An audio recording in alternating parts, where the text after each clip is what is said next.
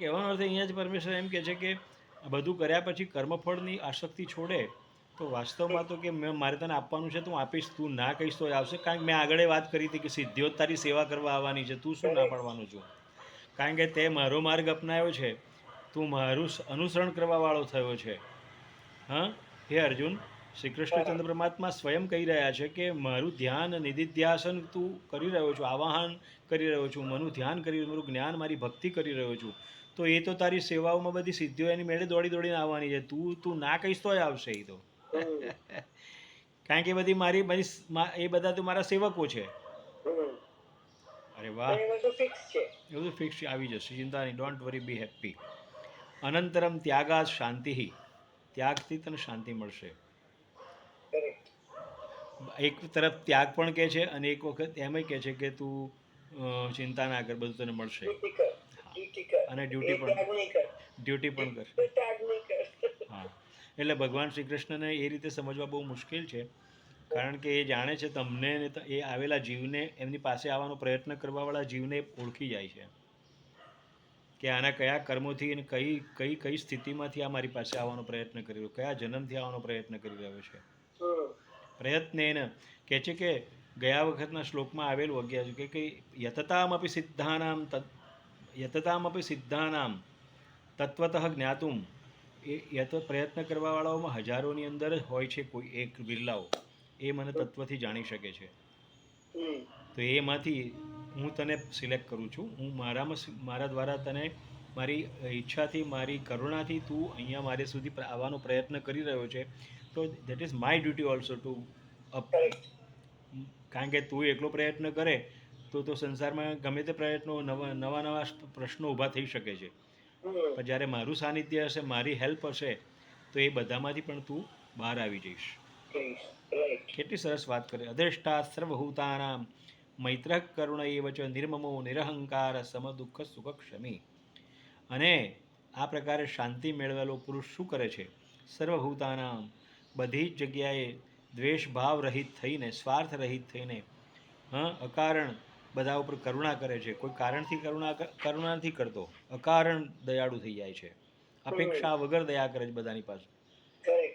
અને નિર્મમ થઈ જાય છે, મમત્વ રહિત થઈ જાય છે, નિરહંકાર થઈ જાય, અહંકાર રહિત થઈ જાય છે. સમદુઃખ, સુખ અને દુઃખમાં પણ એને કંઈ રસ રહેતો નથી.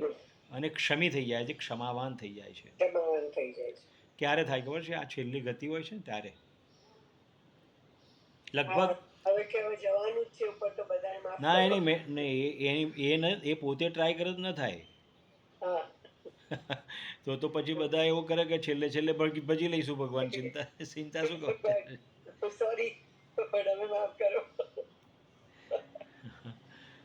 એટલે ભગવાન એમ કહે છે તમારો જે વાનપ્રસ્થમાંથી સંન્યાસ આશ્રમ, જે છેલ્લી અવસ્થા છે ને, એમાં ઓટોમેટિકલી આ બધી ક્રિયાઓ થવા માંડે છે. એ અપેક્ષા, કારણ કે એને એમ લાગે છે કે હવે જીવનની અંદર પણ મારી પાસે મેં આટલું કર્યું, આટલું થયું. પરમેશ્વરનું જ્યારે ધ્યાન શરૂ કરે છે ત્યારે આ બધા ભાવ એની મેળે પ્રગટ થતા હોય છે એનામાં. એ અલગ વસ્તુ છે, દેટ ઇઝ અ ડિફરન્ટ, એ વસ્તુ છે. પણ એમ તો હાથ પગ ચાલવાવાળા એ તો સમર્પિત થયેલા જ હોય છે ને. અમુક એજ પછી તમને એમ છે કે હવે શું કોઈ વ્યવસાય કરવો નથી, કઈ નહીં, હાથ પગ ચાલતા નથી, એટલે હવે ભગવાનનું નામ લો બેઠા બેઠા. એ પણ સાચી વાત છે, એ પણ સાચી વાત છે. કારણ કે આપણામાં તો તે પ્રમાણે જ કહ્યું છે કે ભાઈ બ્રહ્મચર્ય આશ્રમ, પહેલાં તો કે છે બ્રહ્મચર્ય આશ્રમ છે, પછી ગ્રહસ્થાશ્રમ આવે છે, પછી વાનપ્રસ્થ આવે છે, અને પછી સંન્યાસ આશ્રમ. અને વાસ્તવમાં વેદ માર્ગ તો એ રીતે જ બતાવે છે કે 4 માર્ગમાં ગયા પછી 25 વર્ષ છેલ્લા તમારી પાસે ઈશ્વર કીર્તન માટેના જ છે. પણ એ 3 જે તમારા જે અવસ્થાઓ જાય છે એની અંદર તમારાથી શું થયું છે, શું નથી થયું, એ બધું યાદ તો કરવું પડે ને પછી. એમાં ધતિંગ કર્યા હોય, નાટક કર્યા હોય, લીલા લહેર કરી હોય, ખોટા કર્મ કર્યા હોય, એ તમે એમ કહો કે બધું માફ તો થઈ જશે ને છેલ્લામાં છેલ્લે, તો એમ ના થાય. એમ કે છે કે ત્યારથી જ શરૂઆત કરે છે ભગવાન. એટલે તો ત્યાં સંસ્કારની વાત આવે છે, સંસ્કૃતિની વાત આવે છે આપણે ત્યાં, કે ભાઈ બાળકને સંસ્કાર એવા અપાવો કે બાળપણથી જ એ સત્કાર્ય કરવાવાળો રહે, બાળપણથી જ એ મંદિરમાં જવાવાળો રહે, બાળપણથી જ એને ઉત્તમ કામ કરવાની ઈચ્છા થાય, ખોટું ક્યારેય કરે નહીં. આ બધા સંસ્કારો આપવામાં આવે છે એને, યજ્ઞોપવિત સંસ્કાર દ્વારા બધા આપવામાં આવે છે. દેટ ઇઝ સંસ્કાર. બરાબર. એટલે એમ કહ્યું છે સંતુષ્ટ સતતમ યોગી યતાત્મા દ્રઢ નિશ્ચય મય્યર્પિત મનો બુદ્ધિર્યો મદભક્ત સમે પ્રિય.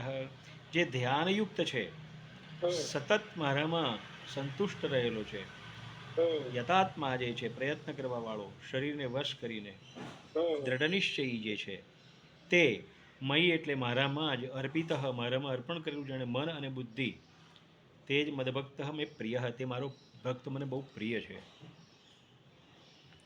બરાબર. હવે ભગવાન ભક્તની વાત આવે છે ને તારે પ્રિય અને અપ્રિયની વાત કરે છે. ફેર છે, ફેર છે, નોટ ફેર નહીં. એનું કારણ છે કે જે બીજા બધા જે માર્ગો છે ને એ બહુ ક્લિષ્ટ છે. આ પણ માર્ગ, આ કઈ ભગવાનનું નામ મને યાદ નહીં કરો તો તમે અપ્રિય થઈ જાઓ. એવું પણ નથી કહ્યું એમણે, પણ એમણે કહ્યું કે જે માર્ગમાં તમે જવા પ્રયત્ન કરી રહ્યા છો એ બહુ ક્લિષ્ટ પણ હોઈ શકે છે ને, તકલીફવાળા પણ હોઈ શકે છે ને. એમાં જતાં જતાં તમને ભૂલો થાય છે, યજ્ઞ પૂરા નથી થઈ શકતા, વ્રત પૂરા નથી થઈ શકતા, હા, નિધિધ્યાસન પૂરું થઈ શકતું નથી, અથવા નિયમો જે તમને બ્રાહ્મણને આપેલા છે બ્રહ્મકર્મ સ્વભાવજમ થઈ શકતું જ નથી, વૈશ્યકર્મ સ્વભાવજમ થઈ શકતું જ નથી, તો પછી એ બધા દોષ લાગે એમ કે ને. તો એટલે એમ કે છે કે એમાં તો તમે જાઓ તો સારી વાત છે, પણ એમાં તમે જઈ શકતા નથી પૂર્ણ રીતે. એટલા માટે તમને એમ કહે છે ભગવાન કે જો ભક્તિ, આ કળિયુગના સ્વભાવમાં પરમેશ્વરે ભક્તિને જ મહાત્મ્ય આપ્યું છે કળિયુગની અંદર. એટલા માટે આપણે ભક્તિ માર્ગ બહુ ચાલ્યો, અને એ એક યુગ હતો. એ પણ અત્યારે ભક્તિ માર્ગ ખરો, પણ અત્યારે જે